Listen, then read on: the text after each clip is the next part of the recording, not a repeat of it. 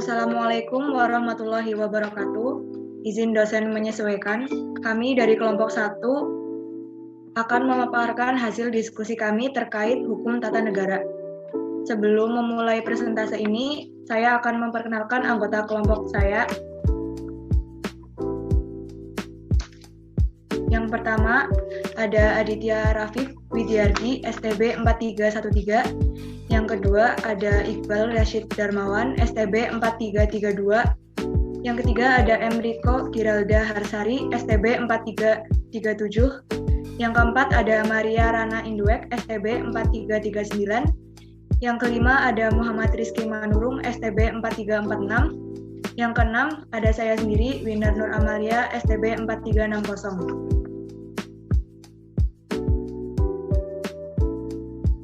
Yang pertama, yaitu pengertian hukum tata negara. Hukum tata negara berasal dari bahasa Belanda Staatsrecht yang artinya adalah hukum negara. Staat berarti negara-negara, sedangkan recht berarti hukum.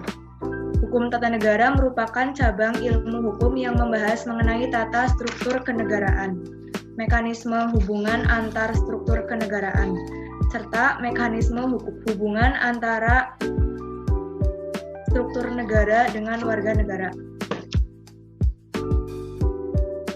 Kemudian ada pengertian hukum tata negara menurut para ahli. Yang pertama ada Christian van Vollenhoven yang menjelaskan bahwa hukum tata negara mengatur semua masyarakat hukum atasan dan masyarakat hukum bawahan menurut tingkatan-tingkatannya, yang masing-masing menentukan wilayah atau lingkungan rakyatnya sendiri-sendiri dan menentukan badan-badan dalam lingkungan masyarakat hukum yang bersangkutan beserta fungsinya masing-masing, serta menentukan pula susunan dan wewenangnya dari badan-badan tersebut. Yang kedua, menurut Kusumadi Pujosewojo, yang menjelaskan bahwa hukum tata negara adalah hukum yang mengatur bentuk negara dan bentuk pemerintahan yang menunjukkan masyarakat hukum yang atasan maupun bawahan, beserta tingkatan-tingkatannya yang selanjutnya menegaskan wilayah dan lingkungan rakyat dan akhirnya menunjukkan alat-alat perlengkapan yang memegang kekuasaan diri masyarakat hukum itu, beserta susunan, wewenang, tingkatan, imbangan dari dan antara alat perlengkapan negara itu. Selanjutnya akan dilanjutkan oleh rekan saya, rekan Adit. Baik, kemudian hukum tata negara menurut para ahli yang dikemukakan oleh Muhammad Kusnardi dan Harmaini Ibrahim. Mereka mengungkapkan bahwa hukum tata negara dapat dirumuskan sebagai sekumpulan peraturan hukum yang mengatur organisasi daripada negara, hubungan antar alat perlengkapan negara dalam garis vertikal dan horizontal, serta kedudukan warga negara dan hak asasinya. Kemudian J.H.A. Lugeman menyatakan pendapatnya bahwa hukum tata negara merupakan hukum yang mengatur organisasi negara. Negara adalah organisasi, jabatan-jabatan. Jabatan merupakan pengertian yuridis dan fungsi, sedangkan fungsi merupakan pengertian yang bersifat sosiologis. Dan kemudian menurut J.R. Stillinger, hukum tata negara adalah hukum yang mengatur wewenang dan kewajiban alat-alat perlengkapan negara, mengatur hak dan kewajiban warga negara.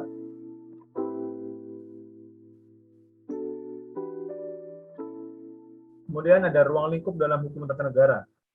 Dalam bahasa Belanda dikenal dengan Staatsrecht, sedangkan dalam bahasa Inggris dikenal dengan Constitutional Law atau hukum tata negara. Mempunyai dua macam arti. Yang pertama sebagai Staatsrecht Wetenschap atau ilmu hukum tata negara, dan yang kedua sebagai Positive Staatsrecht atau hukum tata negara positif. Menurut Burkens, objek penyelidikan ilmu HTN adalah sistem pengambilan keputusan dalam negara sebagaimana distrukturkan dalam hukum atau tata positif, seperti undang-undang konstitusi, undang-undang, peraturan, serta tertib berbagai lembaga-lembaga negara. Kemudian yang kedua, positif Staatsrecht. Ini adalah hukum tata negara positif, yaitu ada berbagai sumber hukum yang dapat kita kaji. Hukum tata negara positif memiliki beberapa sumber hukum, yaitu hukum tertulis, hukum tidak tertulis, jurisprudensi, dan pendapat pakar hukum. Menurut Van Vollenhoven, membagi hukum tata negara atas golongan-golongan sebagai berikut. Yang pertama ada hukum pemerintahan atau Bestuurrecht. Yang kedua ada hukum peradilan atau Justitierecht. Peradilan ketatanegaraan, peradilan perdata, peradilan tata usaha, dan peradilan pidana. Kemudian yang ketiga ada hukum kepolisian atau Politierecht. Dan yang keempat ada hukum perundang-undangan atau Regularecht. Asas-asas dalam hukum tata negara. Yang pertama ada asas konstitusi. Istilah ini berasal dari bahasa Perancis atau konstitutur yang berarti membentuk. Pemakaian istilah konstitusi ini dimaksudkan untuk membentuk suatu negara atau menyusun dan menyatakan suatu negara. KCWR mengartikan konstitusi sebagai keseluruhan sistem ketatanegaraan dari suatu negara berupa kumpulan peraturan yang membentuk, yang mengatur atau memerintah dalam pemerintahan suatu negara, dan di dalamnya terdapat berbagai aturan pokok yang berkaitan dengan kedaulatan.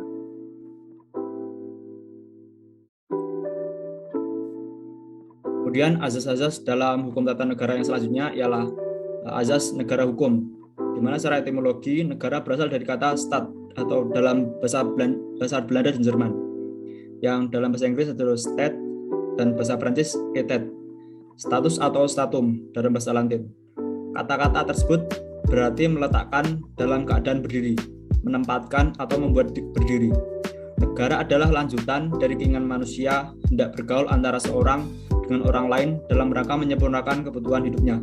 Semakin luas pergaulan manusia dan semakin banyak kebutuhannya pada suatu organisasi negara yang akan melindungi dan memelihara keselamatan hidupnya. Menurut pendapat Belfort, bahwa negara itu suatu persekutuan hukum yang menempati suatu wilayah selama-lamanya dan yang dilengkapi dengan suatu kekuasaan tertinggi untuk menyelenggarakan kemakmuran rakyat yang sebesar-besarnya.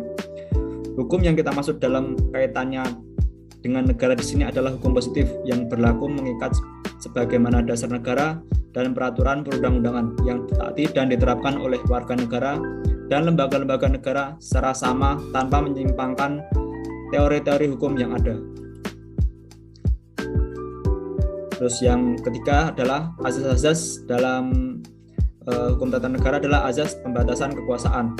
Secara umum, suatu sistem kenegaraan memisahkan kekuasaan pemerintahan ke dalam trisotomi yang terdiri dari lembaga eksekutif, lembaga legislatif, dan yang terakhir adalah lembaga yudikatif, dan bisa disebut dengan biasa kita panggil dengan trias politika. Pada Reformasi Mei 1998 yang ditandai dengan runtuhnya kekuasaan Orde Baru telah membawa berbagai perubahan mendasar dalam kehidupan bernegara dan berbangsa-bangsa Indonesia sendiri. Pertama, sejak jatuhnya Soeharto, kita tidak lagi memiliki seorang pemimpin sentral dan menentukan. Yang kedua, munculnya kehidupan politik yang liberal yang melahirkan proses politik yang juga liberal. Terus yang ketiga, reformasi politik juga telah mempercepat pencerahan politik rakyat. Yang keempat, tataran lembaga tinggi negara untuk memperkuat proses antara cabang-cabang kekuasaan telah berkembang sedemikian rupa. Terus yang terakhir, yaitu yang kelima, reformasi politik telah mempertebal keinginan sebagian elit berpengaruh dan publik politik Indonesia itu sama-sama sederajat dan saling mengontrol satu sama lain sesuai dengan prinsip checks and balance-nya. Selanjutnya, asas-asas dalam hukum tata negara yang terakhir yaitu asas negara Pancasila. Keadaan Pancasila sebagai falsafah kenegaraan atau cita negara, karena Pancasila sebagai penyangga konstitusi. Keberadaan Pancasila sebagai dasar filosofis terdapat dalam pembukaan UUD 1945 yang merupakan kesepakatan pertama penyangga konstitusionalisme. Pancasila sebagai ideologi bangsa Indonesia memiliki perbedaan dengan sistem kapitalisme, liberalisme, maupun sosialisme, komunisme. Pancasila mengakui dan melindungi baik hak individu maupun hak masyarakat, baik di bidang ekonomi maupun politik. Dengan demikian, Pancasila mengakui secara selaras baik kolektivisme maupun individualisme.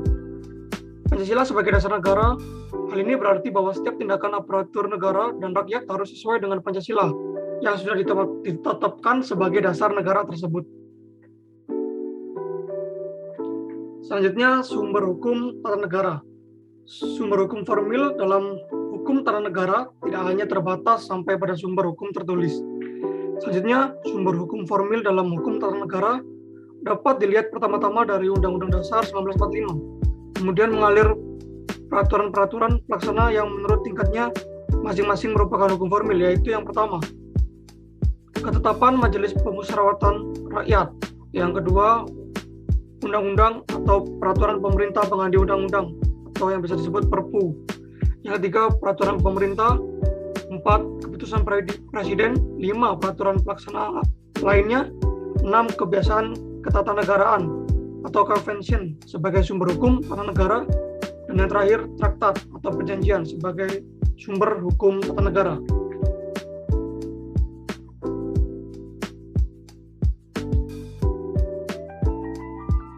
Selanjutnya, hukum tata negara dengan ilmu-ilmu lainnya.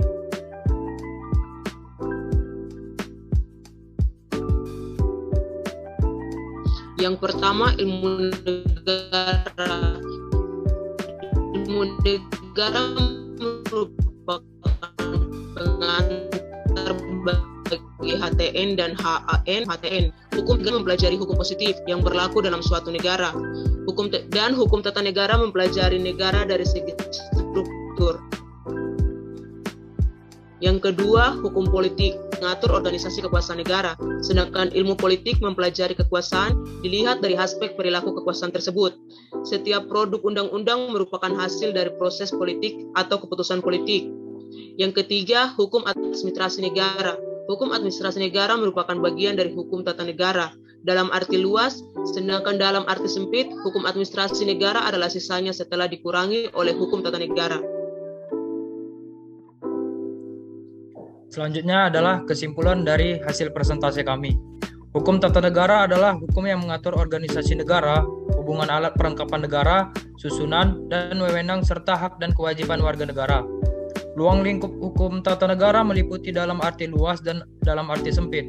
Beberapa asas adalah hukum tata negara, yaitu asas konstitusi, asas negara hukum, asas perbatasan kekuasaan, dan asas negara Pancasila. Sumber hukum tata negara meliputi ketetapan Majelis Pemusyawaratan Rakyat, undang-undang, peraturan pemerintah, pengganti undang-undang atau Perpu, keputusan presiden, peraturan pelaksana lainnya, kebiasaan ketatanegaraan atau convention, dan traktat atau perjanjian. Sebagai sebuah ilmu, hukum tata negara bersifat independen. HTN sangat berhubungan dengan cabang-cabang ilmu lainnya seperti ilmu negara, ilmu politik, dan ilmu administrasi negara. Kemudian saran, kita sebagai rakyat sekaligus taruna sebenarnya sangat penting bagi kita semua untuk mempelajari hukum tata negara ini. Selain ini, sebagai salah satu mata kuliah yang penting, hal ini juga merupakan yang sangat berguna untuk kita semua mengetahui apa itu tata negara secara umum dan hukum tata negara secara khusus.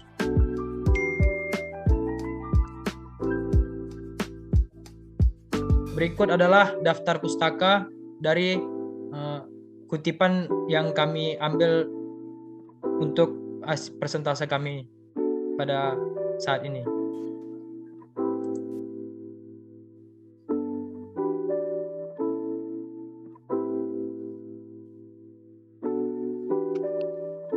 Sekian presentasi dari kelompok kami. Mohon maaf apabila ada kesalahan. Wassalamualaikum warahmatullahi wabarakatuh.